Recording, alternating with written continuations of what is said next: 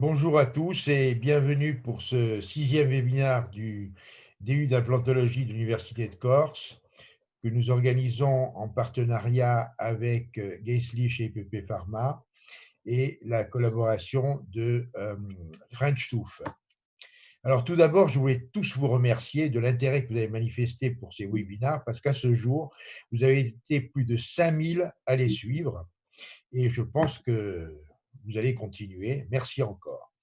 Donc aujourd'hui, nous recevons Olivier-Henri Savajol, qui est enseignant au DU d'implantologie de Corté, qui a une activité exclusive en chirurgie implantaire et chirurgie orale à Château-Renard. Olivier est aussi professeur adjoint d'implantologie à l'Université de Loma Linda, où il a obtenu son postgraduate en 2005 pour aussitôt intégrer le DU d'implantologie de l'Université de Corse.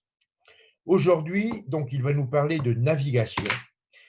Vous verrez, c'est une technique très innovante et très prometteuse qui saura vraisemblablement séduire les plus jeunes d'entre vous qui avaient encore une longue activité professionnelle en perspective. Donc, tout d'abord, avant de laisser la parole à Olivier, je voulais vous rappeler qu'en cas de difficulté de connexion, ne pas hésiter à utiliser Google Chrome. Voilà, Jean-Michel, quelques petits mots aussi. Oui, bonjour à tous les auditeurs. Donc, je suis très content de partager le thème de ce webinaire sur la navigation. De plus, avec Olivier, parce que nous travaillons beaucoup ensemble au DU, que ce soit en clinique ou lors des TP, lors de l'enseignement. Et ces techniques, ces nouvelles technologies vont sûrement nous sécuriser dans l'avenir et nous aider à atteindre nos objectifs. Alors, Olivier, j'ai hâte. À toi. Tout d'abord, merci à Pascal et à Jean-Michel pour avoir co-organisé ces webinaires avec le DU de Corté et pour m'avoir fait cette belle introduction. Également, merci à French Tooth, à toute l'organisation, et à l'Odois pour nous avoir bien assisté dans le développement des webinaires. Et je voulais aussi vous tirer mon chapeau à tous nos confrères qui sont derrière leur poste informatique en cette période très particulière de Covid-19 et en plus un 1er mai. Donc, je vous dis vraiment bravo. Et donc, nous allons de ce pas discuter ensemble de la navigation chirurgicale en implantologie et on va aborder on va se poser la question le pourquoi et le comment l'intégrer dans nos cabinets. Est-ce un mythe? Est-ce une réalité? Alors tout d'abord, avant de rentrer dans le vif du sujet, je voudrais juste vous donner un bref aperçu de mon parcours en implantologie. Je suis né en implantologie aux États-Unis en 2001 avec l'implantologie classique et l'implantologie avec la chirurgie guidée. Et j'ai poursuivi mon évolution au sein du DU de Corté dans les années qui ont suivi. Et c'est là où nous enseignons également avec le docteur Giancarlo Bianca la chirurgie guidée statique et la chirurgie dynamique, la navigation depuis quelques années. Donc, je suis désolé pour ceux qui pensaient qu'il y aurait peut-être des chirurgies de grande reconstruction osseuse. Ce n'est pas le sujet d'aujourd'hui. Ça ne veut pas dire que ce ne sont pas des pratiques chirurgicales que nous réalisons en parallèle de la chirurgie guidée, mais ce n'est pas le thème d'aujourd'hui. Aujourd'hui, on va vraiment se centrer sur la chirurgie guidée et je vais essayer un petit peu de vous amener dans une réflexion philosophique. En fait, pourquoi sommes-nous à la recherche du guide? Tout d'abord, c'est le propre de la nature humaine d'être aidé, d'être assisté, en fait, d'être guidé tout simplement. Donc, c'est tout à fait normal de vouloir chercher des techniques, des technologies pour être assisté, pour être aidé dans notre pratique. Ensuite, on peut se poser la question, mais pourquoi souhaitons-nous intégrer ces technologies dans nos cabinets? La première chose, c'est que le fait d'être guidé, ça va pouvoir améliorer la précision de l'acte chirurgical, en l'occurrence la mise en place des implants, la fiabilité et ce qu'on appelle la reproductibilité. C'est-à-dire, en d'autres termes, au niveau chirurgical, c'est d'être précis au niveau de son forêt, d'être fiable, c'est-à-dire que le process soit fiable et qu'on puisse le répéter dans le temps. De plus, nous recherchons aujourd'hui à optimiser le résultat final dans ses aspects prothétiques, également dans ses aspects biologiques et esthétiques. Pourquoi? Parce que nous devons raisonner en 3 dimensions et nous devons réduire potentiellement les risques d'échec. Donc le fait de pouvoir être aidé dans une meilleure précision du placement tridimensionnel de l'implant, ça peut éviter certains échecs, certains déboires. Et dernière chose, une autre raison pour intégrer la chirurgie guidée dans nos cabinets, c'est il ne faut pas se leurrer. Aujourd'hui, il y a ce qu'on appelle un effet wow, un effet de nouvelle technologie qui va interpeller les patients. Il est évident que si l'on travaille avec des techniques d'il y a 20 ou 30 ans, ce n'est pas la meilleure image en termes de marketing et au niveau médical. Donc, voilà un petit peu les raisons pour lesquelles il est intéressant d'intégrer la chirurgie guidée. Après avoir vu le pourquoi, on va se poser la question, on va voir ensemble du comment. Alors, comment intégrer et comment développer la chirurgie guidée? Il faut savoir que ce n'est pas récent, ce n'est pas nouveau. Ça fait plus de 25 ans que la chirurgie guidée existe. Et elle a été développée grâce à l'informatique, à l'implantologie, ce qu'on appelle assistée par ordinateur. Ça a commencé par les acquisitions des scanners, par la reconstruction des fichiers d'ICOM, après il y a eu des fichiers STL. Ensuite, il y a eu la création de logiciels qui ont permis de faire des simulations implantaires au niveau du projet prothético-implantaire. Et ensuite, il a fallu faire un transfert de cette planification qui était virtuelle pour l'amener dans la réalité chirurgicale et clinique. Donc, voilà un petit peu le comment dans la procédure pour mettre en place la chirurgie guidée. Et bien sûr, la chirurgie guidée, ça va nous amener à un guide, à la fabrication d'un guide. Alors, je vais voir avec vous, si vous voulez, les étapes de la chirurgie guidée, ce qu'on appelle statique. Ça veut dire avec un guide qui est immobile. Vous voyez ici sur votre gauche, vous avez un résumé de ce que l'on peut voir, qui est le résultat de la superposition des images scanner d'ICOM, de la superposition des fichiers STL pour avoir les tissus mous, et on peut matérialiser la forme future prothétique, la planification de l'implant et même du pilier. Et on peut également réaliser la conception du guide, et ensuite ça va être transféré à des usines, à des imprimantes 3D pour fabriquer ce guide. Et vous voyez que la chirurgie guidée statique, ce n'est pas récent non plus, puisqu'elle a vu le jour dans les années 90 avec le pionnier dans cette technique, c'était le système Synplant. Voilà un exemple d'une fabrication d'un guide dans la chirurgie statique qui permet de pouvoir transférer les informations virtuelles en chirurgie. Il est stabilisé par des vis d'ossosynthèse. Il va permettre de placer des implants selon la planification. Alors, au niveau scientifique, que nous dit la littérature au niveau de la chirurgie guidée statique?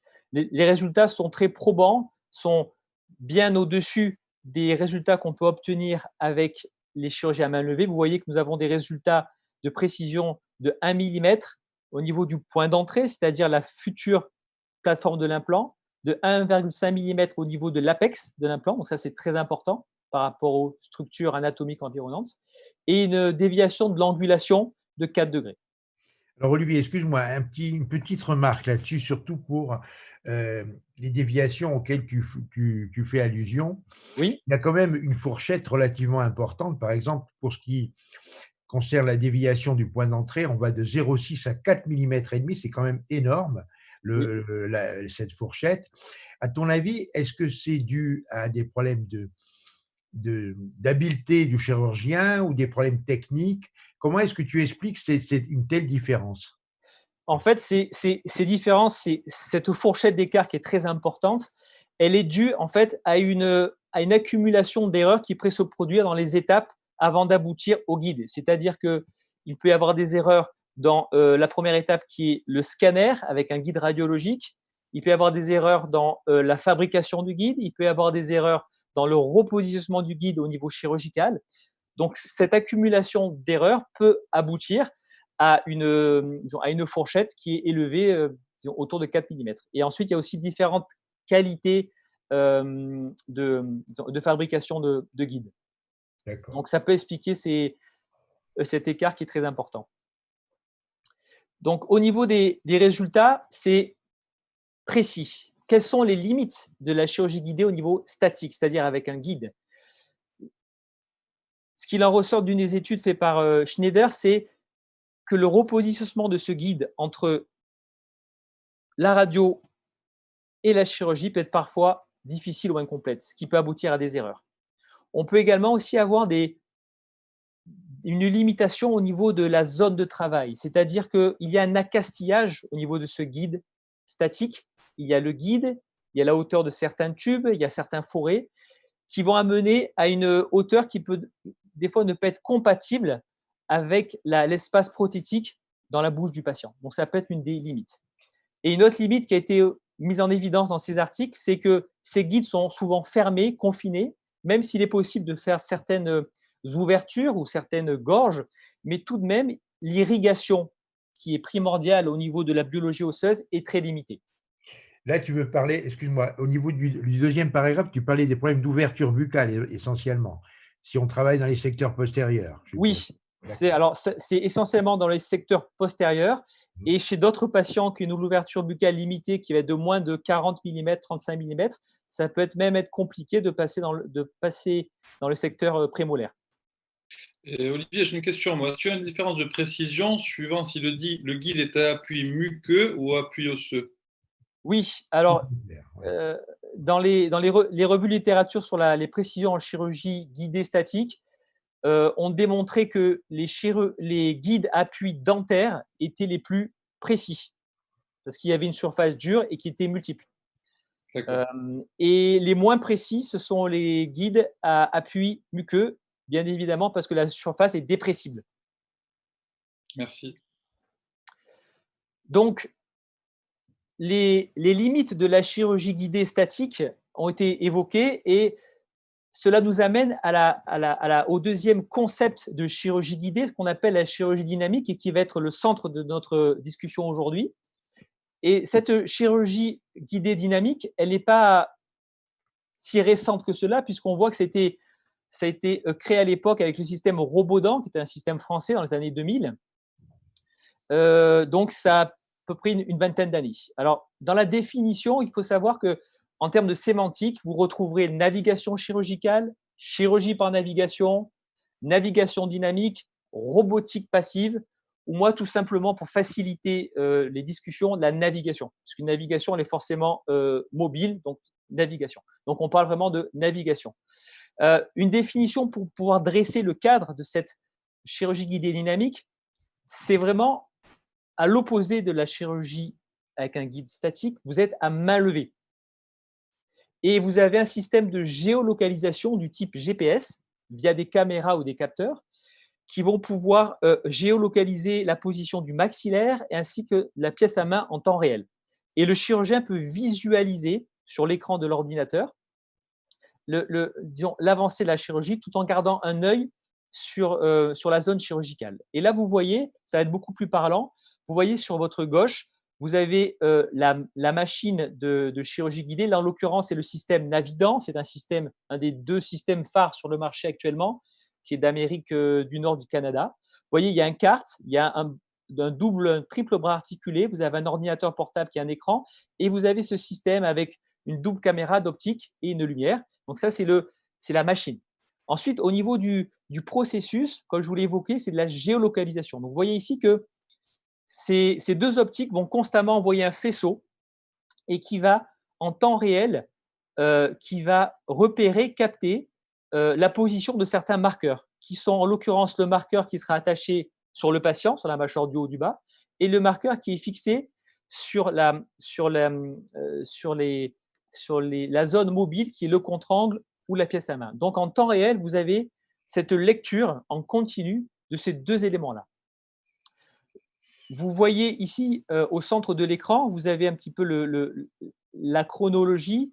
Vous avez donc l'enregistrement ce qu'on appelle du tracker sur le patient, l'enregistrement du tracker sur le contre-angle, et ensuite, il va y avoir un système qu'on appelle de calibration, en d'autres termes, d'étalonnage, qui va permettre de mesurer précisément la forme et la position de l'instrument que l'on va utiliser, en l'occurrence rotatif par exemple, qui va être au contact de la zone chirurgicale. Donc, on va le calibrer, l'étalonner. Et ça, c'est très important. Et il faudra le répéter à chaque changement d'instrument chirurgical, en l'occurrence des forêts par exemple. Vous voyez ici sur votre droite un des éléments très importants de l'enchaînement du workflow de la chirurgie guidée dynamique ou de la navigation, c'est ce qu'on appelle un stent. Un stent, c'est une sorte on va dire de guide en plastique qui doit être rebasé et qui va être mis en place pour réaliser le scanner, à l'intérieur duquel il y aura des marqueurs, des sortes de marqueurs métalliques. Et ce même stent sera positionné à nouveau dans l'exacte même position, au même endroit, sur le patient pendant la chirurgie. Et sur ce stent, on viendra fixer le marqueur, en d'autres termes, ce qui va servir de repère. Donc Olivier, ça, excuse-moi, oui, ce stent Pascal? dont tu parles, là, le stent qui est en haut à droite, là, Oui, il faut quand même qu'il soit rebasé, je suppose, non? oui, il y a un système de rebasage avec une sorte de résine qui est thermoformable et qui va se modeler avec la chaleur. Et une fois que c'est modelé, on peut la refroidir dans un bac avec de l'eau froide. Donc, il y a une certaine manipulation, il y a un temps, il y a une habitude. Et voilà, ça peut être un des éléments, on le verra plus tard, un des éléments potentiels d'erreur quand on transfère ce stent dans la phase radiologique à la phase chirurgicale. Donc, que ce soit la mandibule ou au maxillaire, on a le même. Hein. Oui, c'est le même type de stent qui doit être fixé sur les dents. Donc, bien évidemment, il faut qu'il y ait des dents en nombre suffisant, au minimum 3. Et il ne faut pas que ces dents soient mobiles. Si ces dents étaient mobiles et qu'une légère mobilité, il faut les stabiliser en amont par un système d'attelle ou en faisant des points de composite, puisque ça va être l'ancrage du stent et donc du repère. Donc, pour avancer maintenant pour que vous compreniez le mécanisme de la navigation, c'est qu'une fois que vous avez tous ces repères qui sont enregistrés par la caméra du système, vous allez pouvoir visualiser sur votre écran. Donc, ceci, c'est une image de ce que voit le chirurgien en temps réel sur son écran. Donc, il va voir plusieurs choses très importantes. Il va voir, si vous voulez, plusieurs coupes.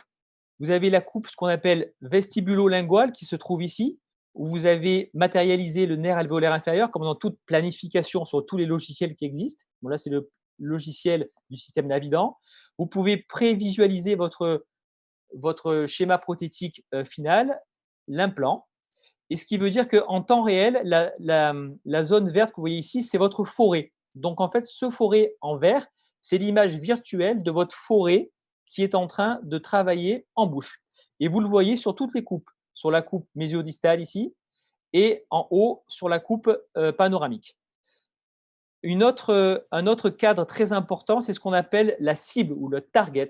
C'est l'élément qui va nous permettre en 2 dimensions de se projeter en 3 dimensions. C'est-à-dire que sur cette cible, on va pouvoir voir la tête du contre-angle et on va pouvoir réorienter notre contre-angle dans les 3 plans de l'espace par rapport à notre projet de planification.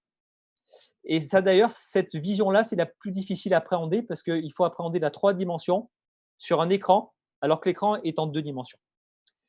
On voit également ici cette petite fenêtre qui, en fait, est une fenêtre de la profondeur de forage. Vous voyez ici la pointe du forêt. Et la dernière fenêtre, c'est la vidéo de votre chirurgie. C'est-à-dire que vous êtes constamment filmé, ce qui vous permet de pouvoir vous visualiser si vous êtes bien à l'extérieur du faisceau optique de géolocalisation ou si vous le croisez, par exemple. Et ça permet aussi d'enregistrer toutes les chirurgies pour différentes raisons. On pourra le développer plus tard. Donc là, vous voyez vraiment sur cette photo à gauche, c'est la cible, c'est vraiment ce qui va vous permettre de faire ce qu'on appelle de la navigation, de faire de la chirurgie en vision indirecte sur l'écran de l'ordinateur. Olivier, j'ai juste une petite question de Philippe là. Pour revenir, est-ce que tu peux revenir un peu sur le tracing? Alors, le tracing, on l'a pas, en fait, on l'a pas encore évoqué. Disons, c'est trop. Là, pour l'instant, on l'a pas encore évoqué. C'est une technique d'évolution qu'on verra dans quelques minutes. Alors, parce que ce que nous avons évoqué, c'était la mise en place d'un stent avec des repères radio opaques lors de la réalisation du scanner. Et ensuite, ce même stent sera porté en bouche avec les mêmes repères. Il va y avoir donc une superposition de l'image des fichiers DICOM radiologiques avec l'image qu'a enregistré les caméras de géolocalisation avec les mêmes repères. Il va y avoir une superposition de ces images. C'est ce qu'on va voir sur l'écran. Donc ça, c'est ce qu'on appelle, c'est la technique de superposition des deux images. Donc il n'y a pas de tracing pour l'instant à ce stade de la présentation. C'était la question, voilà. Alors, cette chirurgie guidée, qu'est-ce que cela donne au niveau scientifique? C'est-à-dire, on a vu au niveau clinique, mais que montrent les études? Les équipes qui travaillent le plus en ce moment, ce sont une équipe italienne, Dr Stefanelli en Italie et des équipes américaines, et ils ont montré sur patients que la précision de la chirurgie guidée dynamique, en d'autres termes, la navigation, est très précise. Vous voyez, on arrive à 0,71 au niveau du point d'entrée, c'est-à-dire de la future plateforme de l'implant. On est à 1 mm en moyenne, ce sont des moyennes au niveau de l'apex, et on a une déviation angulaire de 2 degrés. Donc, les résultats de cette étude sont encore meilleurs qu'avec la chirurgie guidée classique statique. Alors, si on fait un zoom sur cette étude, il y a 2 éléments très importants que je voudrais vous discuter avec vous. Ils ont évoqué le fait que quand on utilise la navigation pour toute la séquence de forêt, il est très intéressant de continuer la mise en place de l'implant également avec le système de navigation. Pourquoi? Parce que vous voyez ici que dans ces 2 colonnes, quand la séquence a été réalisée avec les forêts en navigation, mais pas la mise en place de l'implant, on a une certaine précision, alors que quand on met également l'implant avec la navigation, on est encore plus précis. Donc, il y a un intérêt de faire toute la séquence de A à Z, c'est-à-dire du forêt pilote en général de 2 mm jusqu'à la mise en place de l'implant pour être le plus précis et le plus en relation avec la planification qui avait été réalisée en amont.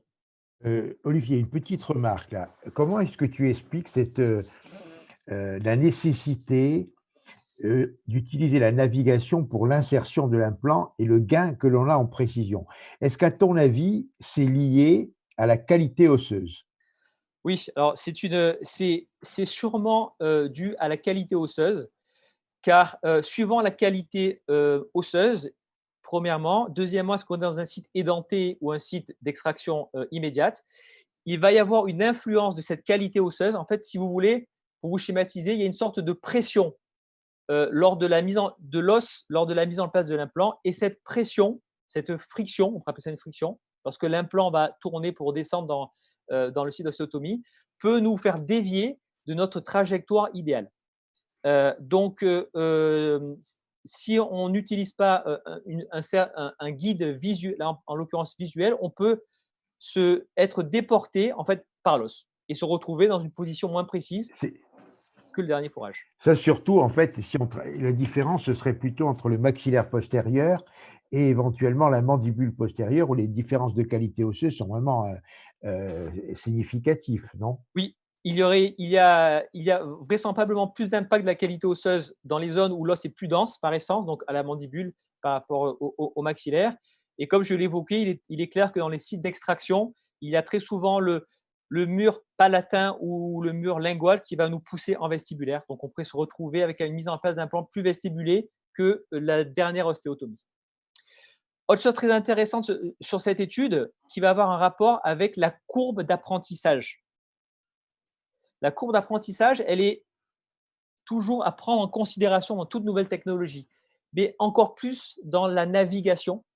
Et là, c'est vraiment mis en évidence dans cette étude. Ils ont montré que dans les 50 premiers implants, ils avaient une précision de l'ordre du millimètre, si vous voulez, au niveau du point d'impact, alors que dans les 50 derniers implants, et si on regarde bien, c'est-à-dire grosso modo 150 implants après, vous voyez que la courbe d'apprentissage est longue, 150 implants après, par une équipe de spécialistes, ils ont réussi à gagner entre 30 et 50% de précision.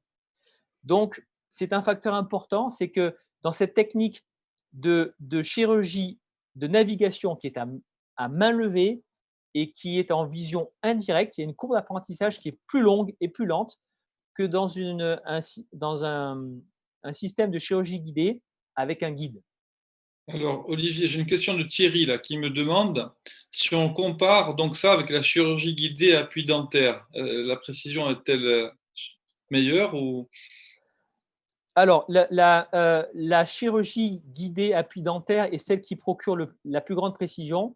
Et dans les différentes revues de littérature ou méta-analyses qui comparent, si vous voulez, la précision entre la chirurgie guidée statique qu'on a vue au départ et la chirurgie guidée dynamique ou navigation, elle est quasiment identique à partir du moment où tous les protocoles sont bien respectés dans les deux techniques et par des équipes qui ont suffisamment d'expérience. Bien évidemment, si on compare des équipes qui n'ont pas la même expérience dans différentes technologies, ce n'est pas comparable. Mais aujourd'hui, il est prouvé scientifiquement que ces deux techniques bien réalisées sont équivalentes en termes de précision.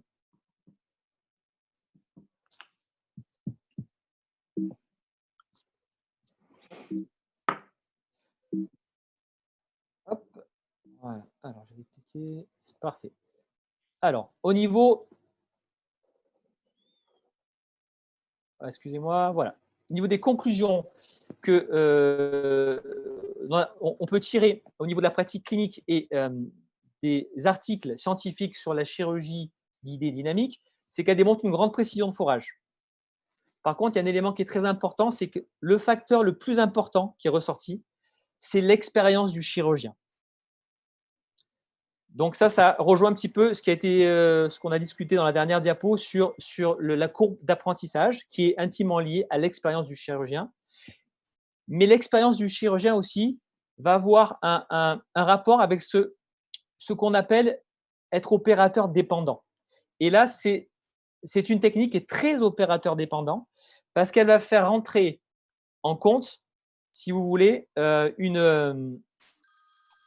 nouveau facteur qui est la coordination de ce qu'on appelle main-œil et les conséquences que cette coordination va avoir sur notre compte-rendu. C'est-à-dire qu'en fait, en plus de l'expérience, nous ne sommes pas tous égaux pour pouvoir coordonner notre vision, intégrer l'image et la retranscrire au niveau de notre main et de pouvoir réaliser un geste chirurgical.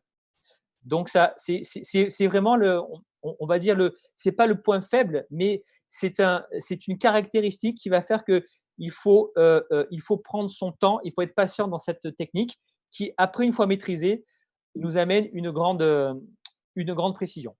Il y a bien évidemment des limites dans cette technique de chirurgie par navigation avec le stent qui nous permet de transférer les informations. C'est qu'on peut avoir ce qu'on appelle des interférences ou des artefacts du stent lors du scanner. L'interférence, ça pourrait être une malposition lors du mordu au niveau du scanner qui peut faire bouger ce stent. Il peut y avoir des artefacts au niveau des marqueurs.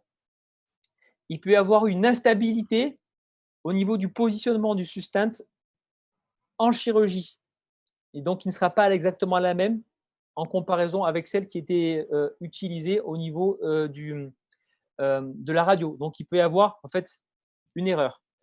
On peut aussi avoir, du fait de cette erreur ou une impossibilité à reposer un stent, on peut ne plus pouvoir continuer la chirurgie en chirurgie dynamique. Donc, on va repasser. Si on ne peut pas, s'il y a une erreur du stent, on ne peut pas l'utiliser parce qu'il y a un facteur d'erreur, donc on ne peut plus lui faire confiance. Il faut savoir continuer la chirurgie de manière traditionnelle. Il y a aussi des limites en termes de temps. C'est certes relatif, mais il y a un temps d'apprentissage, de modelage de ce stent avec la résine. Et il y a aussi une notion importante, c'est concernant l'ergonomie chirurgicale. Vous avez vu, il y a un stent, il y a un marqueur qui est fixé, ça a une certaine taille, un certain volume, et suivant la position dans la bouche, ça peut être dans le champ de vision du chirurgien. Donc, pour les différentes équipes qui travaillent dessus et pour nous au niveau clinique, ce sont des limites de la technique de navigation avec un stent. Donc, ils ont réfléchi à une évolution. Et quelle est cette évolution? elle est assez intéressante et c'est ce qui va vraiment être le noyau de la discussion clinique de notre webinaire aujourd'hui. Aujourd'hui, c'est ce qu'on appelle le concept de trace and place, ou on peut appeler ça aussi en français de cartographie. Donc, c'est une navigation évoluée où on va s'affranchir du stent et donc de ses sources d'erreur. Donc, ça, c'est vraiment on va dire le point le plus important. Ensuite, cela va permettre de simplifier et d'accélérer l'enchaînement des différentes étapes.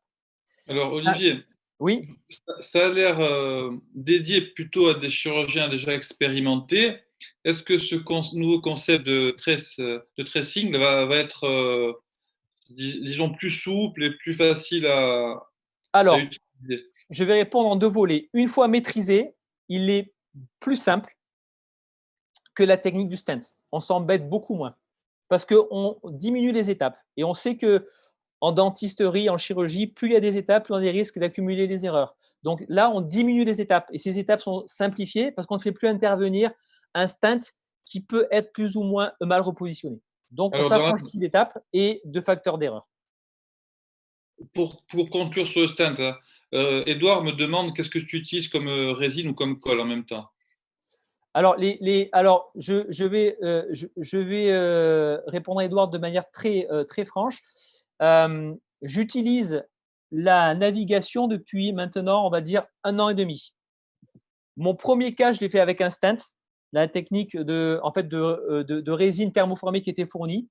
Ça ne m'a pas convaincu et je suis passé directement, il y a plus d'1 an maintenant, à la technique du tracing où on n'a plus de stent. Donc, je n'ai pas une grande expérience des produits, des matériaux qui sont utilisés dessous, mais en gros, ce sont certaines résines thermoformables.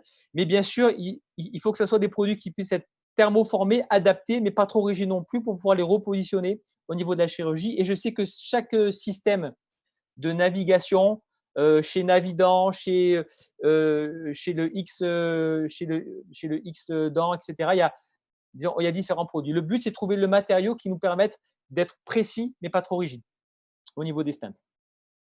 Alors, pour revenir sur l'évolution qui est le trace and place, on s'affranchit des stents, des sources d'erreur, on simplifie les étapes, elles sont plus rapides et surtout, un point très important, c'est que ça permet constamment et en temps réel de vérifier ce que j'appelle la cohérence de superposition des images. C'est-à-dire qu'avec ce système de cartographie, on peut s'assurer que ce que l'on touche en bouche, c'est bien la réalité de ce que l'on voit sur notre image. Et ça nous permet de recommencer. C'est-à-dire que si on s'aperçoit qu'il y a une imprécision, on ne va pas continuer le geste parce que là, ça serait source d'erreur. On va pouvoir, si vous voulez, recalibrer, reprogrammer de manière péropératoire, assez simplement, assez rapidement, et on revérifie, on refait un check et on repart dans la procédure, tout en restant en chirurgie. La même chose est impossible avec un stent. S'il y a une erreur de stent, vous imaginez, il faut retourner, refaire un scanner avec un nouveau stent, le repositionner, revenir en chirurgie avec le nouveau stent. Donc, en termes de comparaison, il n'y a vraiment pas photo en termes de facilité, l'enchaînement des étapes. Alors, les équipes qui ont travaillé sur ce développement, c'est la même équipe italienne-américaine. Ils ont publié un article tout récent en 2020. Et donc, dans cette technique, là, vous allez pouvoir mieux comprendre au niveau du concept de la cartographie. On appelle ça aussi le mapping. C'est que vous allez avoir sur votre ordinateur du Navident, en l'occurrence, vous allez avoir une vue en 3 dimensions des structures dentaires, donc des tissus durs et du tissu osseux, mais surtout le tissu dentaire. Parce qu'on va en fait cartographier les dents. Et vous sélectionnez un nombre de dents. C'est-à-dire sur votre logiciel, juste avant la chirurgie, vous allez cliquer sur les dents souhaitées. On verra quelles dents et combien de dents en général. Et donc, une fois que vous les avez sélectionnées, vous allez en fait cartographier avec cet instrument qui s'appelle un stylet, une sorte d'instrument métallique, au bout duquel il y a une boule, une sorte de jauge, que vous allez passer sur les dents que vous aurez choisies. Et vous allez les cartographier. Et vous allez passer tout autour de la surface des dents. Ça prend quelques secondes, une dizaine de secondes, parce qu'il y a un calcul qui est fait. Il y a une centaine de mesures sur une dent. C'est-à-dire que quand vous faites cette cartographie, vous avez constamment les 2 optiques de la caméra le faisceau qui enregistre le mouvement du marqueur. Et ce marqueur, il est attaché au stylet. Et donc, tous les mouvements du stylet vont faire bouger ce marqueur. Et ces mouvements sont repérés, enregistrés par la caméra qui va les transférer sur l'écran. Donc, voilà un petit peu le système de géolocalisation. Et vous voyez ici, le deuxième marqueur ou tracker, c'est celui du patient. Là, en l'occurrence, c'est le tracker qu'on appelle de la mâchoire supérieure, maxillaire. Donc, vous voyez que constamment, l'optique, avec son faisceau, va pouvoir géolocaliser la position du patient, donc de la mâchoire et des dents, et la position de l'instrument qui est mobile. Sur cette image, vous allez mieux comprendre ce que c'est la cartographie. Vous voyez ici, ça c'est ce qu'on voit en temps réel sur l'écran pendant qu'on fait la cartographie. Vous avez les dents. Et là, en fait, vous avez ce qui est représenté ici, c'est la pointe du stylet. Donc, en fait, quand vous suivez les dents cliniquement, ben, vous voyez ce même stylet virtuel sur l'écran qui suit les dents. Et là, vous allez enregistrer. Quand vous avez fini d'enregistrer, vous avez cartographié, vous allez avoir l'ordinateur en quelques secondes qui vous dit enregistrer, un feu vert et on peut passer à la suite. C'est-à-dire que là, vous avez la caméra à géolocaliser les deux marqueurs patient et chirurgien dentiste avec sa main et en même temps la forme des dents. Il va pouvoir le superimposer avec la forme des dents enregistrée sur le scanner. Et donc, ça va créer justement cette liaison entre le virtuel et le réel. Donc là, c'est vraiment une photo zoomée des deux marqueurs qui sont utilisés dans le système Navident. Là, c'est le marqueur classique qui est relié par une tige métallique qui est modelable et qui vient se fixer par un système de collage de la résine. Là, c'est la résine, de chez. C'est une résine bleue, j'ai oublié le nom, mais c'est une résine qui est vendue par DMG. Voilà, c'est le Luxabite. Voilà, ou une résine composite qui va donner un point fixe. On peut utiliser ce marqueur à la mâchoire inférieure ou supérieure. Et là, vous avez le marqueur, le tracker plutôt, qui est spécifique pour la mâchoire supérieure. Donc, il est en forme de casque. Il est fixé au niveau auriculaire, au niveau de l'os pariétal du crâne et au niveau de l'appui nasal. Olivier, oui. Est-ce que tu peux préciser, parce que ce n'est pas très clair là, comment est-ce qu'on fixe le marqueur de gauche là, à la mandibule par exemple? Est-ce que c'est rigide? Je ne comprends pas trop comment ça fonctionne. En fait, ce marqueur, il a donc ça, c'est le marqueur avec les repères qui sont lus par la caméra optique. Ensuite, il y a une tige métallique ici qui est rigide, c'est un petit peu comme du fil de jonc. Donc, c'est déformable. D'accord? Pourquoi c'est déformable? Pour pouvoir suivre l'anatomie au niveau buccal. Par exemple, si on devait travailler sur une prémolaire, il faudrait peut-être faire des courbures comme du fil ortho pour pouvoir amener le repère le plus en antérieur. Donc, ce fil métallique, il est modulable, mais il est rigide et il est fixé sur le point fixe qui est la dent. C'est-à-dire qu'une fois qu'il a été plié à souhait par rapport à l'anatomie, on vient le fixer avec une résine ou une colle et du coup, il est rigide. Et bien évidemment, il va bouger et suivre les mouvements de la mâchoire. Et donc, en fait, il ne faut pas qu'il ait une mobilité propre, sinon ça induit une source d'erreur supplémentaire. Alors. En fait, le plus important, c'est qu'il faut qu'il soit attaché de manière très ferme dans cette zone-là. Donc, il faut que le collage soit solide et soit bien réalisé, ce qui n'est pas toujours évident de manière paire opératoire. C'est-à-dire que, bien évidemment, il faut réaliser ce collage juste avant la chirurgie. On ne le fait pas une semaine avant, on ne va pas laisser partir le patient avec ce marqueur. Donc, ça, c'était juste avant. Ce qui peut aussi des fois poser des questions en termes d'ergonomie et en termes d'abord chirurgical. C'est pour ça qu'au maxillaire, je préfère grandement utiliser ce système de casque qui ne fait pas appel à la fixité des dents, qui a cet avantage-là. L'inconvénient, c'est qu'il est un peu plus volumineux. Et Olivier, s'il bouge en opératoire, donc il faut que tu refasses ton tracing. Alors, oui, de toute façon, s'il venait à bouger et que le chirurgien ne s'en aperçoive pas, lors de la calibration de chaque instrument, il y aura un manque de précision. Je m'explique. Si entre deux séquences de forage, je ne sais pas, il y a votre assistante ou vous avez mis un petit coup de coude sur cet élément-là, il bouge, il se décolle, vous n'en apercevez pas. Quand vous allez prendre le forêt suivant, vous allez le calibrer automatiquement, vous allez le vérifier en touchant les dents et vous allez voir qu'il y a un manque de précision entre ce que vous voyez en bouche, c'est-à-dire que votre forêt qui touche la dent, et sur l'écran, vous allez voir qu'il va être à distance. Là, ça voudrait dire qu'il y a eu un problème, et souvent le problème, c'est qu'il y a eu une mobilité de l'élément clé, l'élément repère. Donc, il y a une sécurité, quoi. Oui. Et c'est une sécurité avec ce système. Alors qu'avec un système de stent, si le stent bouge pendant la chirurgie, c'est la même chose qu'avec en chirurgie guidée classique. S'il bouge, ça peut être compliqué de s'en apercevoir. Et si on ne s'en aperçoit pas, ben, tout est faussé. Donc, c'est un autre intérêt du système de cartographie du trace, c'est qu'à chaque étape, on recalibre et on vérifie. Donc, juste une petite précision, tu es à la moitié de ta présentation. Hein. Parfait. Il te reste 45 minutes. D'accord. Donc, au niveau de quels sont les résultats de cette navigation avec le système de tracing, donc on a vu, on s'affranchissait du stent, moins d'erreurs, plus rapide, plus simple. On pouvait vérifier à chaque étape, on pouvait repartir, reprogrammer à zéro pendant la chirurgie. Au niveau des résultats, nous avons une précision qui est en moyenne, qui est identique à la navigation avec stent. Donc, on n'est pas moins précis, on est aussi précis, mais c'est plus simple. D'autres éléments très importants à relever, c'est le nombre de dents. Vous vous rappelez, il faut cartographier les dents. Et donc, le nombre de dents, ils se sont aperçus dans cette étude de Stefanelli que le nombre de dents avait une importance. Bien évidemment, on le comprend, ce sont des logarithmes mathématiques en 3 dimensions, et si on a 3-4 dents, ben on a moins de points dans l'espace, alors qu'ils ont comparé avec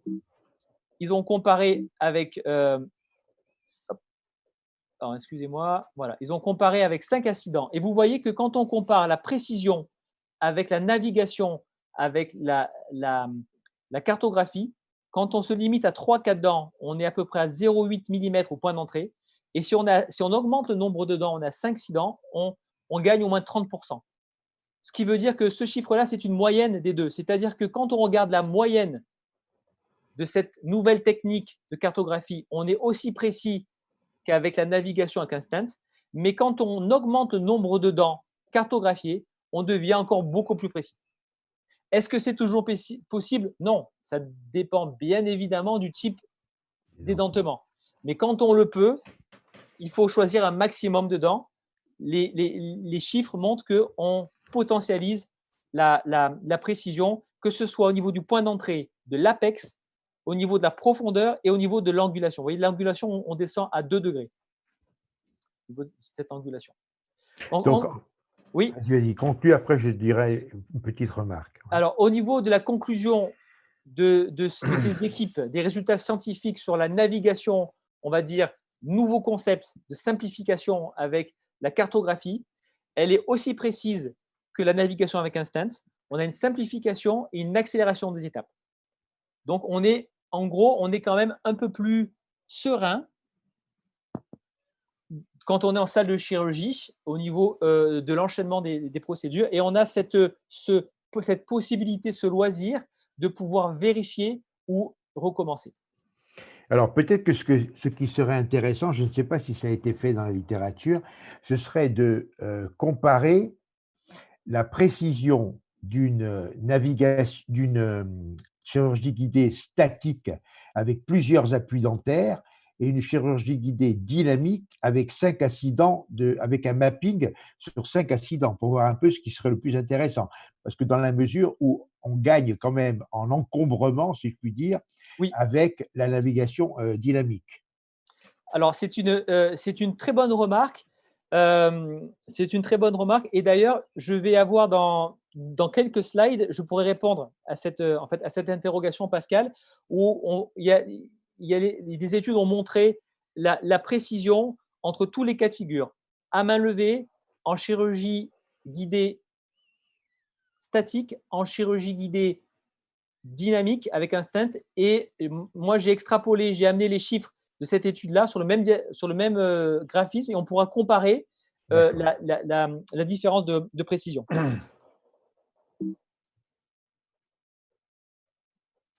Alors, au niveau des applications, on a vu le développement de la navigation, on a vu l'évolution avec la technique de tracing, de mapping, cartographie. On a vu les avantages. On peut aussi réfléchir à l'application de la navigation en général et en particulier avec le système de tracing. Il y a bien évidemment la chirurgie implantaire classique. Il y a aussi la chirurgie pour les angulations d'implants. En l'occurrence, on pourrait parler de l'angulation pour les techniques de Hall and Ford pour l'angulation par rapport au trou mentonnier, par rapport à l'angulation de la paroi antérieure des sinus dans certaines techniques, pour les implants ptérygoïdiens, pour ceux qui utilisent ce type de traitement-là. C'est également un point très important, parce que je pense que ça va faire partie de l'évolution future et très rapide de la navigation avec le système Navident, qui pour l'instant est le seul à pouvoir proposer une navigation compatible avec des inserts de piezo, en l'occurrence les inserts de chez Mectron. Donc, ce qui veut dire que ça ouvre l'éventail de l'utilisation de cette navigation, par exemple, dans la chirurgie de l'abord du sinus pour le dessin de la voie latérale. Par exemple, comme ça a été évoqué dans le dernier webinaire de mon collègue et ami de travail, Giancarlo Bianca, sur les traits d'ostéotomie dans les techniques de rotation. On pourrait aussi l'envisager dans des techniques d'abord crestales, par exemple. Donc, c'est vraiment un point très important de l'utilisation de la navigation avec le système Navident. Je sais que dans certains hôpitaux en chirurgie maxillofaciale, ils l'utilisent aussi pour les techniques de l'EFOR avec ces couplets avec des systèmes de scies. Donc, ils reconnaissent aussi la géolocalisation des scies osseuses. On peut l'utiliser dans les édentés unitaires, partiels. Chez l'édenté total, c'est un petit peu plus compliqué, mais c'est possible. Ça se fait au niveau clinique. Il y a des études en cours. Simplement qu'on ne peut pas utiliser les dents, on ne peut pas cartographier les dents parce qu'elles sont absentes. Donc, il est utilisé des vis d'ostéosynthèse qui ont des formes particulières, des formes géographiques. Ces formes vont servir de forme de dents, si vous voulez, d'éléments de cartographie. Et on en met un certain nombre, en général 3 ou des fois moins ou plus, suivant la forme de ces vis d'ostéosynthèse. Et on va en fait les cartographier. On va les cartographier, si vous voulez, ils seront enregistrés par le scanner et ensuite on va les cartographier par la chirurgie. Il y aura cette même idée de superimposition, on va superposer les deux images, l'image radiographique de ces éléments métalliques à forme particulière et l'image réelle qui aurait été enregistrée par la caméra avec la cartographie. On peut également utiliser des systèmes de plaques qui seraient fixées sur ces vis et qui auraient des formes particulières, des reliefs pour être également cartographiés. Donc ça, c'est l'évolution de l'utilisation de la navigation avec la technique de cartographie chez l'édenté total et les résultats cliniques paraissent prometteurs chez les équipes américaines, italiennes qui sont en train de les utiliser. Et je sais aussi qu'en France, le docteur Laperche, qui est d'ailleurs un des plus avancés sur la cartographie du système Navident, qui est venu d'ailleurs nous faire une conférence au sein du DU de Corté. Je sais qu'il travaille aussi sur l'édenté total. Donc, c'est en constante évolution. Alors justement, Pascal, pour répondre à la question que tu m'as posée tout à l'heure, est-ce qu'il y avait des études comparatives? Donc, j'ai tiré ce graphique d'une étude de plusieurs auteurs, dont celle de Bloch, qui avait comparé la différence de précision au niveau de la chirurgie à main levée, manuelle ici, en guide statique, et avec deux systèmes de chirurgie par navigation, le IG Dent X et le X-Guide, qui est aujourd'hui un des concurrents du Navident, qui est à l'heure actuelle distribué par Nobel Biocare. Et j'ai rajouté à ce graphisme les données toutes récentes que j'ai récupérées des deux études dont je vous ai parlé. Alors, on va le voir ensemble. Vous voyez ici, en vert, vous avez l'erreur moyenne au niveau de l'apex. Donc, cette barre, ça représente l'erreur au niveau de l'apex. Et là, vous avez en nombre de millimètres, de 0 jusqu'à 2. La couleur rouge, c'est le point d'entrée, donc la future plateforme de l'implant. Et la couleur bleue, c'est l'angulation. Vous voyez qu'à main levée, c'est ce qui est le moins précis. Vous voyez qu'en statique, c'est une revue littérature, on améliore grandement la précision par rapport à la main levée. Vous voyez qu'avec la navigation, dans ces deux systèmes-là, on a encore amélioré la précision par rapport à la chirurgie guidée statique. Et maintenant, on va mettre en corrélation les résultats obtenus par l'équipe en 2019 italienne sur le Navident avec le stent. Vous voyez que le Navident avec le stent, il est aussi précis, voire même plus précis que le X-Guide. En termes de points à l'apex, c'est pratiquement identique. En termes de points d'entrée, on est plus précis. Et en termes d'angulation, beaucoup plus précis. Quand on le compare avec le Navident technique nouvelle en cartographie avec le Trace 3 cadrans, vous voyez que quand on n'a que 3 cadrans, on est un peu moins précis que le Navident avec le stent. En revanche, quand on couple 5 accidents, c'est pour ça que je les ai mis ensemble, on a la même précision. En d'autres termes, la chirurgie par navigation, par exemple avec le X-Guide, est plus précise que la chirurgie guidée en statique. Et la chirurgie en navigation avec le Navident, elle est encore plus précise que le X-Guide avec le stent. Et avec cette nouvelle technique de cartographie, on peut être aussi précis que le stent, mais il faut avoir plus de dents, 5 accidents. Ça, c'est les derniers chiffres sur les études 2019-2020. Est-ce que Pascal, ça répond à ta question? Tout à fait, tout à fait. Là, je n'avais pas une question, mais un commentaire de Philippe. Alors, je ne sais pas si c'est Philippe Laperche qui disait que la distance entre les dents, repère pour le tracing et les angles entre les dents sont très importants. Oui, alors je ne suis pas rentré dans tous les détails techniques, mais effectivement, ce qui va faire la précision du tracing, il y a bien sûr le nombre de dents, il y a aussi la forme des dents, il peut y avoir la mobilité, il peut y avoir l'espace entre les dents et l'angulation. Et il y a aussi la liste n'est pas exhaustive, mais c'est vrai qu'il y a donc certains cas qui vont être plus propices au tracing que d'autres, ou qui vont, avec le tracing, qui vont nous donner une précision qui ne sera pas supérieure au stent, par exemple. Donc, c'est d'où l'intérêt de connaître bien son système de navigation en général, et en particulier entre les différents concepts de stent et de cartographie. Est-ce que tu as d'autres questions, Jean-Michel? Oui, non, c'est bon, c'était Philippe là, qui pose cette question. Donc, voilà. Donc la plus grande précision avec le Navident par cartographie, c'est quand on a plus de dents. Elle est comparable, voire même un petit peu meilleure dans les dernières études de Stefanelli qu'avec le stent. Alors, pour faire un résumé avec un schéma, pour que ça soit bien, qu'on fasse un peu une synthèse, j'ai utilisé ce schéma du workflow. Et on va pouvoir comparer, si vous le voulez bien, le workflow entre la chirurgie guidée statique et la chirurgie par navigation dynamique.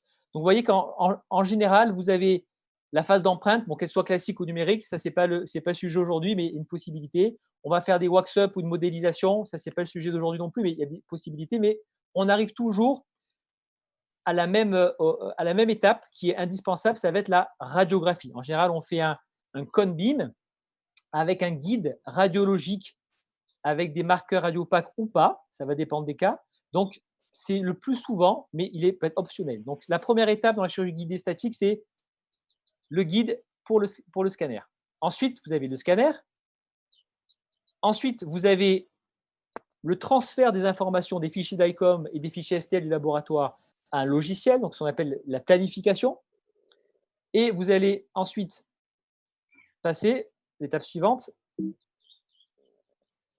à la réalisation d'un guide par différentes techniques d'imprimante 3D, de stéréolithographie, et ensuite à la chirurgie. Donc, vous voyez que vous avez un minimum de une étape scanner, la planification, la réalisation du guide, la chirurgie, avec l'utilisation d'un guide radio ou pas. Donc, vous avez un certain nombre d'étapes. Celle qu'on ne peut pas éliminer, c'est le scanner, la planification et la réalisation du guide. Ça, c'est les 3 étapes essentielles dont on ne peut pas s'affranchir en chirurgie guidée statique. Si on le compare à la navigation, en général, la navigation permet de réduire 1 à 2 étapes par rapport à la chirurgie guidée statique. Quelles sont-elles? Le guide radiologique n'est pas toujours nécessaire, indispensable pour des cas simples dans des édentements unitaires, parce que l'on peut réaliser dans la planification une forme de dent au niveau du projet hypothétique des bibliothèques. Donc, on peut économiser une étape, mais c'est surtout l'étape qu'on va économiser, c'est par rapport au guide.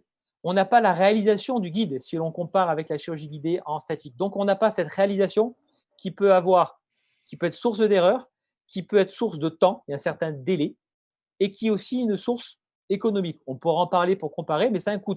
Fabriquer un guide en statique aujourd'hui, ça peut varier de 100 et quelques euros à 500, 600 euros suivant la technique, suivant le nombre d'implants et suivant voilà. Donc ça, c'est vraiment un schéma de récapitulatif entre les deux techniques. En violet, la chirurgie guidée.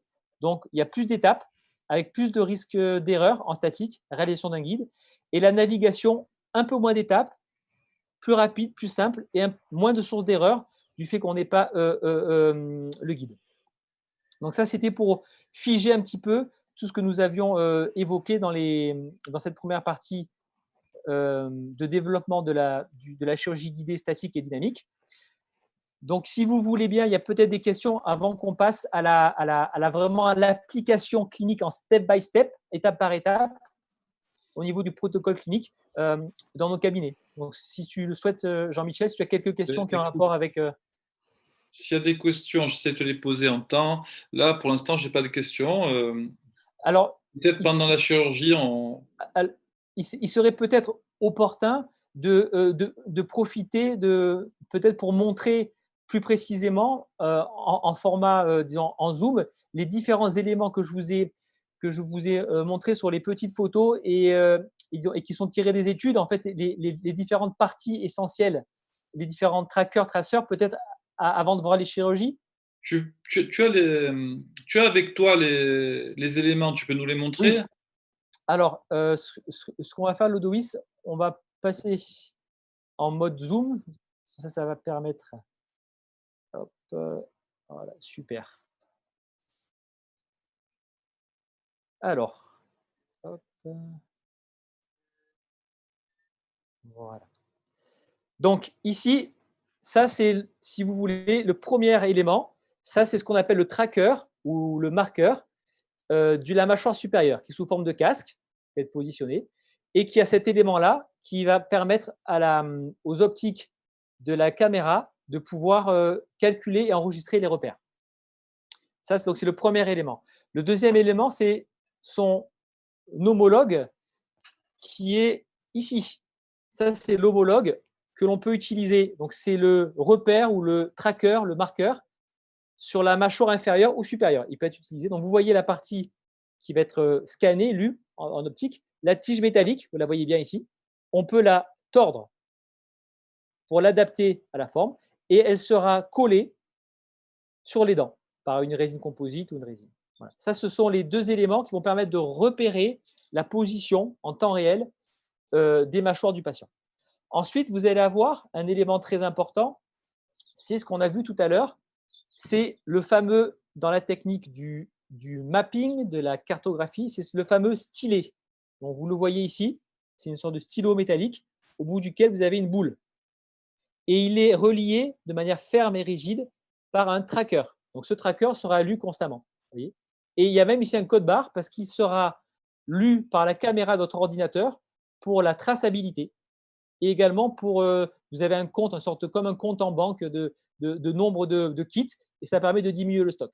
Et ça l'attribue en fait à chaque patient.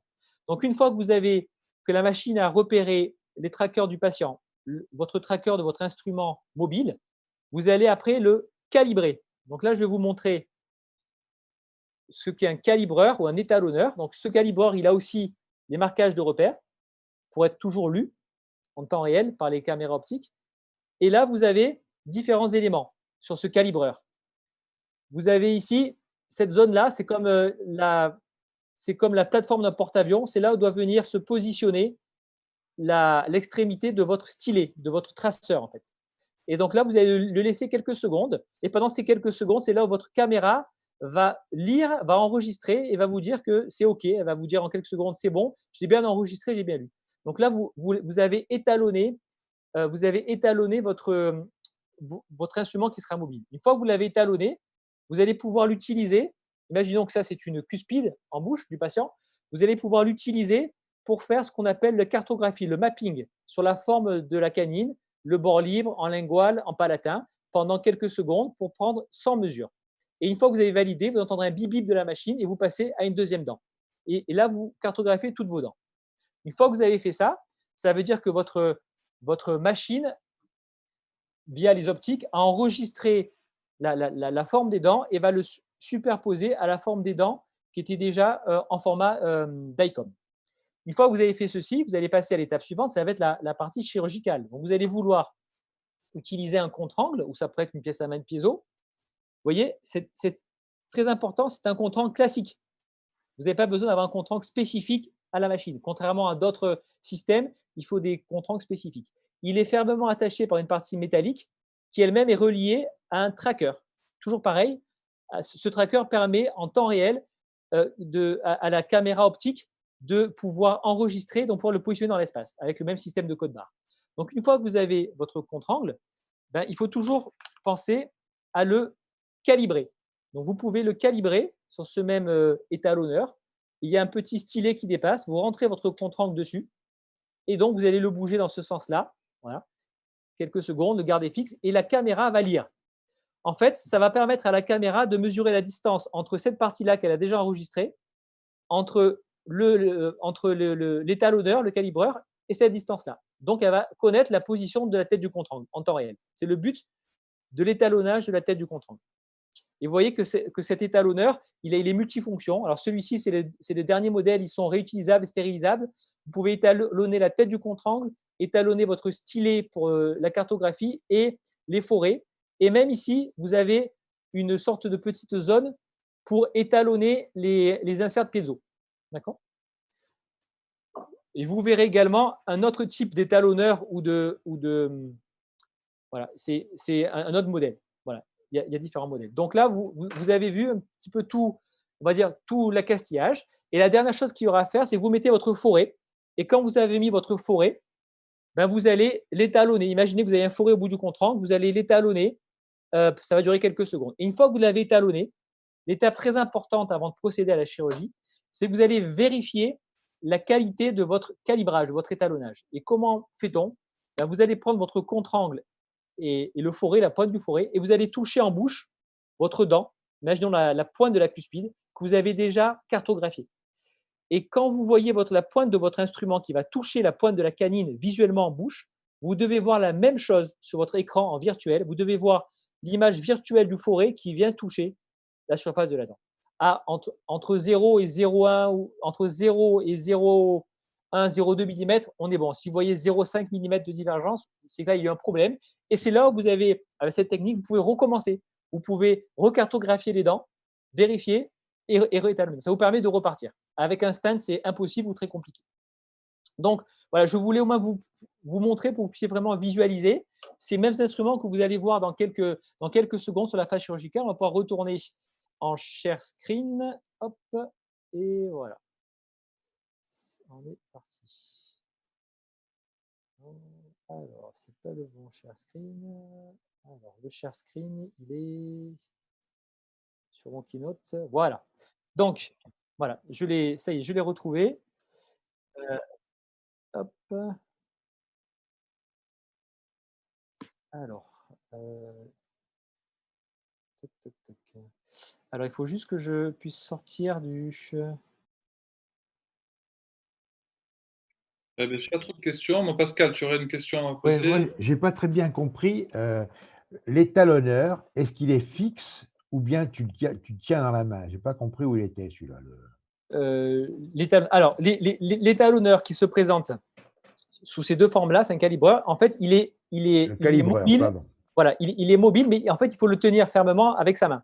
Et en fait, une fois qu'on le tient en direction de la caméra optique, il est tenu soit par le chirurgien ou soit même par l'assistante. Donc l'assistante doit être formée. Elle peut calibrer les instruments. Ça évite au chirurgien de faire trop de mouvements. Donc elle le tient dans sa main.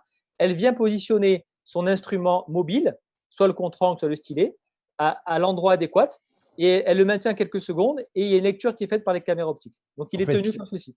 L'intérêt pour gagner du temps, c'est par exemple de dire à l'assistante calibreuse, si je puis dire, C'est ça. hein, chaque fois qu'elle te change le forêt, de faire le calibrage de chaque forêt. C'est ça. D'accord? Voilà. C'est pour ça que c'est bien d'avoir une assistante formée qui permet de faire le D'accord. calibrage, de changer les forêts, etc. Exactement. D'accord. Voilà. Alors, hop,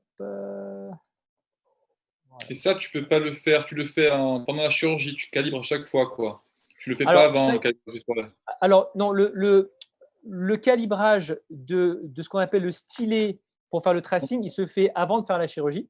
Non, des forêts, je parlais, tu Mais vois. non, le calibrage des forêts, tu peux le faire qu'une fois que tu as placé les marqueurs sur le patient. Donc, le patient est installé, tu as placé les marqueurs, le marqueur du maxillaire ou de la mandibule, que tu aies enregistré ton marqueur du stylet, tu l'es calibré. C'est à partir de ce moment-là que tu peux, si tu veux, que tu peux calibrer les instruments suivants. Puisque tes instruments suivants, ils vont travailler en fonction de la cartographie que tu auras fait sur les dents. Donc, Oui, non, j'ai compris, mais ce que je voulais dire, c'est que tu vois, avant de commencer ma chirurgie, je faisais tous mes forêts, tu vois. Est-ce que c'est possible? Non, Tous les non, calibres. non, non, c'est pas possible. En fait, si tu veux, à chaque séquence d'utilisation, tu dois le calibrer, tu l'utilises, et quand tu en mets un nouveau, D'accord, il faut que tu recalibres à chaque fois. d'accord, merci. Donc, si vous le voulez bien, on va passer maintenant à l'application clinique en step by step de la navigation avec la technique de Il te reste, navigation. il te reste 25 minutes, hein. Mais C'est ça. on voudrait avoir quelques questions aussi, donc Parfait. 15 à 20 minutes. Je dois en avoir pour à peu près 10 minutes, un quart d'heure maximum. Parfait, Donc là, d'accord. vous voyez un cas très simple. C'est un cas où c'est vraiment ce que vous allez voir sur votre écran. Vous avez votre planification en 3 dimensions en haut à gauche avec l'implant, le futur projet prothétique. Et là, vous avez, si vous voulez, les différentes coupes. C'est ce que vous avez avant de commencer la chirurgie. Vous avez ça sur votre écran en salle de chirurgie. Alors, tout d'abord, la mise en place du tracker patient. Alors, le tracker patient, là en l'occurrence au maxillaire, c'est celui qui est en forme de casque, qui peut nécessiter un aménagement de la salle de chirurgie, du champ opératoire. Donc là, vous le voyez en direct. Donc, j'ai dû aménager, modifier le champ opératoire parce qu'il faut bien évidemment que le tracker soit lisible par la caméra. Si vous avez un tracker qui est sous un champ, il ne sera pas lisible. Donc, il faut que le tracker maxillaire soit lisible ou le tracker mandibulaire soit aussi à l'extérieur de la bouche. Donc, il faut que ça soit visible. Il faut l'adapter. Donc, ça peut demander un petit peu de travail en termes d'ergonomie d'équipe.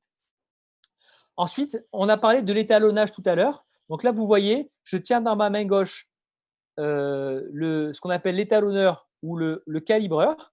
Et dans mon instrument main droite, j'ai le fameux stylet que je suis en train de calibrer avant de pouvoir l'utiliser. Donc là, je fais la calibration avec mes 2 mains qui sont occupées et je regarde l'écran parce que sur l'écran, j'ai une barre qui me dit l'évolution de la calibration qui prend quelques secondes. Et si on est OK à 100%, après j'ai un feu vert et je peux passer à la suite. Donc là, je suis en train de faire la calibration. Et vous voyez qu'au niveau de l'équipe, j'ai mon assistante opératoire qui est en stérile. Et à ce stade-là, dans la mesure du possible, j'aime bien avoir une deuxième assistante qui sera après instrumentiste, donc habillée en stérile. Mais j'aime bien la garder en non stérile. Pourquoi? Parce que s'il y a des manipulations à faire sur l'ordinateur, changer certains paramètres, je préfère qu'elle le fasse pour une meilleure évolution, une fluidité dans la chirurgie, plutôt que de devoir mettre une protection sur l'ordinateur, de toucher avec les gants ou de déganter. Voilà, c'est une autre option qui est assez intéressante quand on peut se permettre d'avoir une troisième personne. Alors, la cartographie. Là, vous voyez, je suis en train de faire donc j'avais réalisé le calibrage et là, maintenant, je peux cartographier. Là, je cartographie en temps réel, vous voyez. Je regarde l'écran parce que sur l'écran, je vois mes dents en 3 dimensions que j'avais présélectionnées et je fais la cartographie sur toutes mes dents que j'ai sélectionnées au minimum 3, 4, voire 5 ou 6. D'accord? Donc là, j'enregistre avec le mapping la forme de mes dents qui va être transférée via la lecture optique directement dans le software pour faire superposer avec la forme des dents issues du scanner. Donc ça, c'est voilà, vous avez vu l'étape de la cartographie avec le traceur. Ensuite, une fois qu'on a cartographié, vous avez vu, on fera le calibrage des différents instruments. Et là, je vais inclure une petite variante. C'est qu'avec expérience, maintenant, ce que je fais, c'est que je fais mon anesthésie, mon incision et mon décollement des lambeaux quand c'est nécessaire, bien évidemment. Je le fais, si vous voulez, avant d'avoir fait les différentes étapes de calibrage, etc. Parce que ça peut être tout cet accastillage peut être un petit peu gênant pour le geste chirurgical. Vous allez comprendre pourquoi. Vous voyez, par exemple, ici, pour essayer de… C'était au tout début, je faisais l'anesthésie et l'incision avant avec le tracker. Un tracker qui est volumineux, on peut faire des fautes d'asepsie et on peut également avoir une mauvaise position. Donc aujourd'hui, quand je peux, je fais cette partie-là d'anesthésie d'incision avant d'avoir mis le tracker. Une fois que c'est fait, je fais reposer un petit peu le patient et j'installe mon tracker, c'est-à-dire mon repère maxillaire ou mandibulaire. Et après, je fais mon mapping, ça prend quelques minutes, je calibre et après, je peux attaquer la chirurgie. Et de même pour la suture, je pense que tu peux la déposer aussi. Tout à On fait. n'en a plus besoin après. À partir du moment où on a placé, où on aurait fait son dernier forage, si on veut placer l'implant à main levée, ou si on a placé son implant de navigation, à partir de ce moment-là, moi, ce que je fais, on fait une mini pause, on enlève le tracker, on fait souffler un petit peu le patient et on peut suturer avec une meilleure ergonomie au niveau du champ opératoire.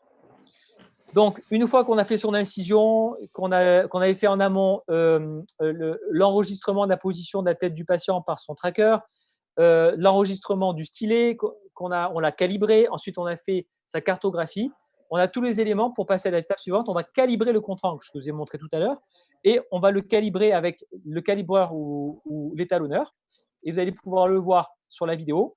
On va calibrer le contre-angle et aussi le contre-angle avec le forêt. Et vous allez voir sur l'image, qui est en haut à droite au niveau de l'ordinateur, vous allez voir ce que l'on voit quand on fait une vérification du calibrage. On voit la forme de sa dent, de sa canine.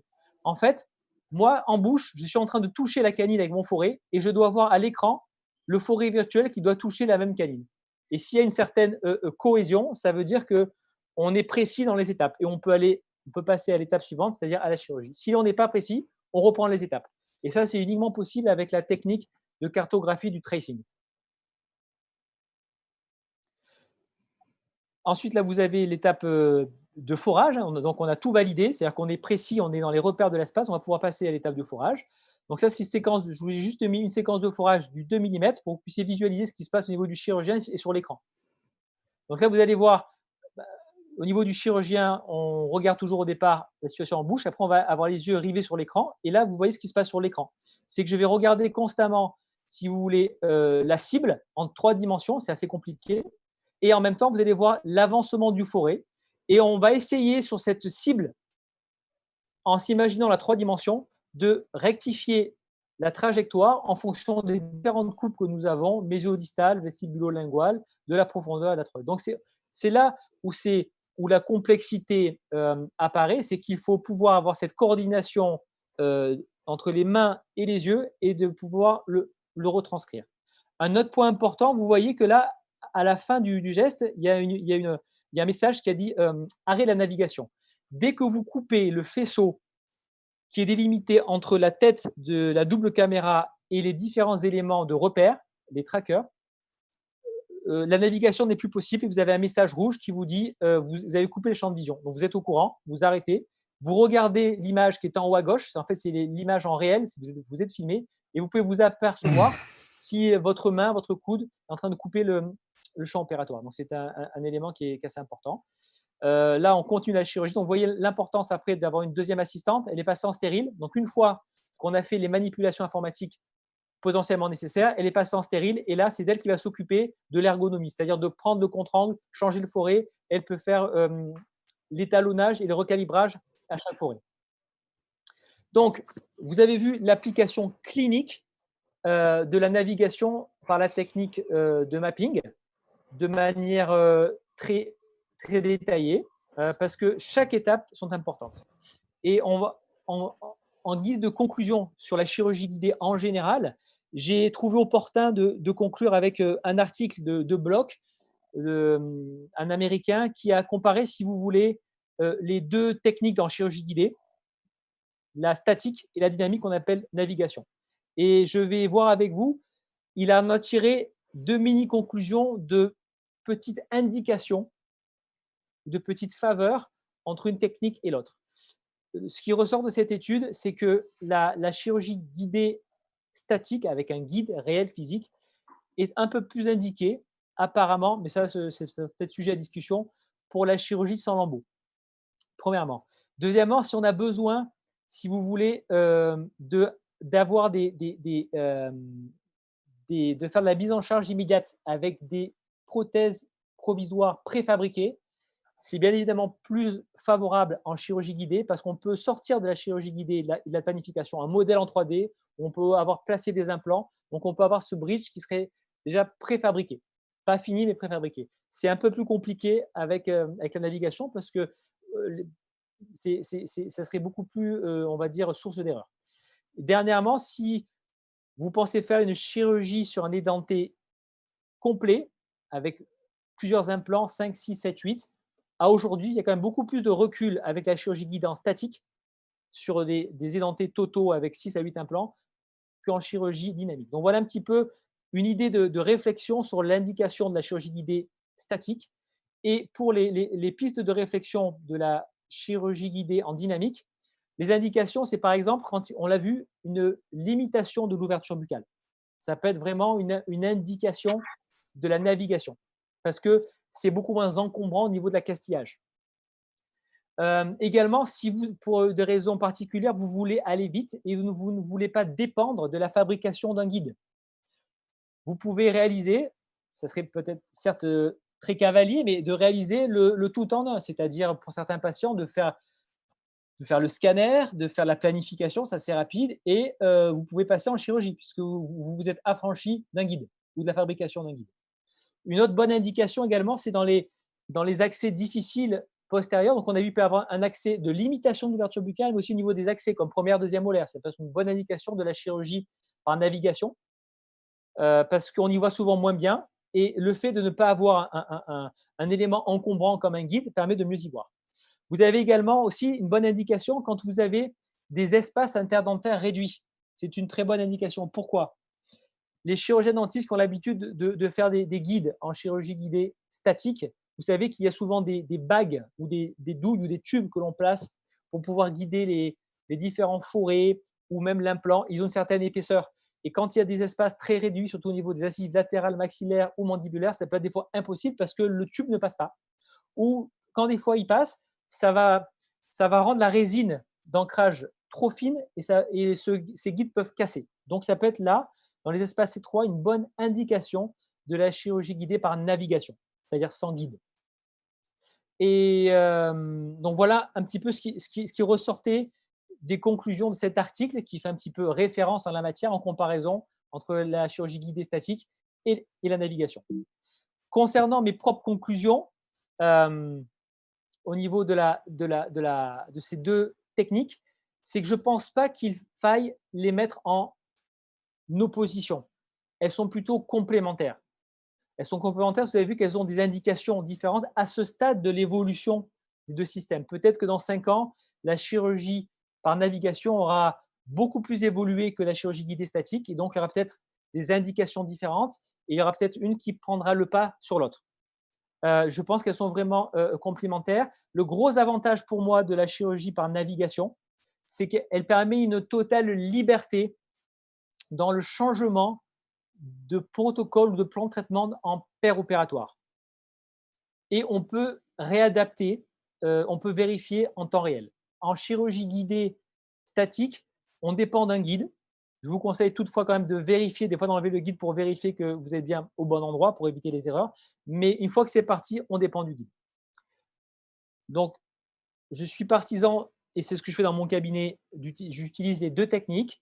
Dans les cas, pour l'instant, simples, où j'ai besoin de bien y voir et qui sont limités en termes de nombre d'implants, je privilégie la chirurgie par navigation. Et à contrario, quand ce sont des techniques où je mets plusieurs implants, où je dois faire de la mise en charge immédiate, je privilégie plutôt la chirurgie guidée par voie statique. Un dernier élément clé, je pense qu'il faut être un peu plus patient avec la chirurgie par navigation, car la courbe d'apprentissage, comme je vous l'évoquais précédemment, elle est plus lente et plus longue qu'avec un guide. Parce qu'il y a vraiment cette notion de chirurgie à main levée et la coordination entre les yeux, le cerveau, la main. Donc, si vous investissez dans cette nouvelle technologie, il ne faut pas vous décourager, il faut commencer par des cas simples et il faut persévérer. Et vous verrez une évolution lente mais constante. Voilà ce que je voulais vous dire. Et pour répondre à cette question, est-ce un mythe ou une réalité? Non, c'est vraiment une réalité clinique. C'est aussi une réalité scientifique que nous pouvons mettre en place dans nos cabinets au quotidien. Bien évidemment, ce n'est pas une solution, on va dire, magique ou miracle, parce qu'on ne peut pas l'appliquer dans tous les cas. Et rappelez-vous bien, je vais faire un retour en arrière il y a plus de 20 ans, sur ce qui était recommandé par certaines compagnies des chirurgies guidées en statique, en mise en charge immédiate, avec des bridges définitifs placés dans la même journée, ce qu'on appelle les TIS in an hour. Et vous voyez aujourd'hui qu'on ne le fait plus. Donc, il faut aussi laisser le temps à la technologie d'évoluer et il ne faut pas brûler les étapes avec le potentiel de la technologie. Un autre point important, c'est que la technologie de la navigation est très précise, mais elle va être limitée par l'humain, c'est-à-dire par la main et par les yeux. Donc, c'est pour ça que la courbe d'apprentissage est un petit peu plus longue. Et un dernier point qu'on évoquera peut-être aussi après, la réalité, c'est une réalité économique. Bien évidemment, ces nouvelles technologies, comme toutes les nouvelles technologies, elles ont un coût. Donc, c'est à mettre dans la balance, dans vos investissements, entre le coût d'une machine et ensuite le faible coût par chirurgie, ou ne pas avoir un coût d'une machine, d'avoir que le coût d'un logiciel pour certaines marques et avoir une dépense financière plus importante pour les guides.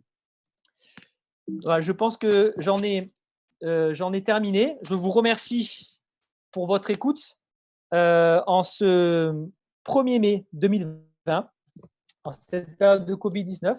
Et j'espère que vous aurez d'autres questions et qu'on pourra discuter avec Jean-Michel et Pascal sur la navigation chirurgicale ou tout simplement la navigation. Voilà. En tout cas, merci à tous et bravo d'être restés devant vos ordinateurs en cette période si particulière. Bravo à toi, Olivier, merci. Jean-Michel, est-ce que tu as des questions Alors oui, là j'ai des encore une question de participants? Philippe qui te pose une question en fait, qui dit qu'il y aura de moins en moins la cible et de plus en plus des coupes et il voudrait savoir si tu fais la même chose. Alors, je suppose que c'est une question de Philippe Laperche. Je pense que c'est lui, ouais. Oui. Alors, si Il c'est était Philippe, présent sur l'espace commentaire. je te passe le bonjour. Je vais essayer de te répondre avec mes éléments à moi qui sont issus de mon expérience clinique qui est un peu moins avancée que la tienne. Ça fait très longtemps que tu fais la chirurgie par navigation. Moi, c'est vrai que j'ai un petit peu le même sentiment. C'est que j'ai plus de facilité à coordonner mes yeux et ma main sur les deux coupes qui se trouvent en bas à droite de l'écran, c'est-à-dire la coupe en mésio-distale et vestiblo-linguale, plus que sur la cible. Donc je converge vers toi. Après, il y a peut-être d'autres praticiens qui ont peut-être plus l'habitude de cette transformation du 2D, 3D. Et ce que je dois dire aussi, c'est que moi, je vérifie toujours au niveau de mon point d'impact, le premier forêt. En fait, je pose mon forêt au niveau crestal et avant de faire tourner le forêt, je visualise en bouche, je vérifie pour être sûr à 100% avant de me mettre en mode écran. Et j'ai toujours un œil pendant que je suis en mode écran, j'ai toujours un œil, je tourne ma tête encore et toujours sur le champ opératoire. Et j'essaie de former mon assistante à aussi apprendre à regarder en bouche et pas forcément sur l'écran, parce qu'elles ont tendance au départ, c'est une curiosité, à regarder ce qui se passe sur l'écran. Mais si le chirurgien regarde sur l'écran, c'est bien qu'il y ait une deuxième paire d'yeux qui regarde en bouche. En bouche. Voilà, en bouche.